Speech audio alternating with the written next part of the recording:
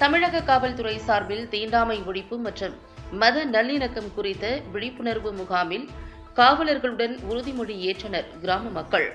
செங்கல்பட்டு மாவட்டம் சித்தாமூர் ஊராட்சி ஒன்றியத்துக்குட்பட்ட இரும்புலி ஊராட்சியில் செங்கல்பட்டு மாவட்ட காவல் கண்காணிப்பாளர் சாய் பிரணீத் உத்தரவின்படி காவல்துறை சமூக நீதி மற்றும் மத நல்லிணக்க பிரிவு துணை கண்காணிப்பாளர் நாகலிங்கம் ஆலோசனையின் பேரில் தீண்டாமை ஒழிப்பு மற்றும் மத நல்லிணக்க விழிப்புணர்வு முகாம் இரும்புலி ஊராட்சி மன்ற தலைவர் சூரியகலா ஏற்பாட்டில் நடைபெற்றது.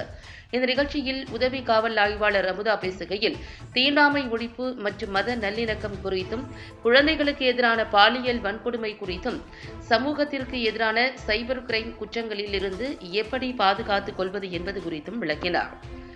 பின்பு காவலர்களுடன் நிகழ்ச்சியில் பங்கேற்ற ஊராட்சி மன்ற தலைவர்கள், துணைத் தலைவர்கள், தனியார் தொண்டு நிறுவன ஆர்வலர்கள் மற்றும் கிராம மக்களுடன் உறுதிமொழி ஏற்றனர்.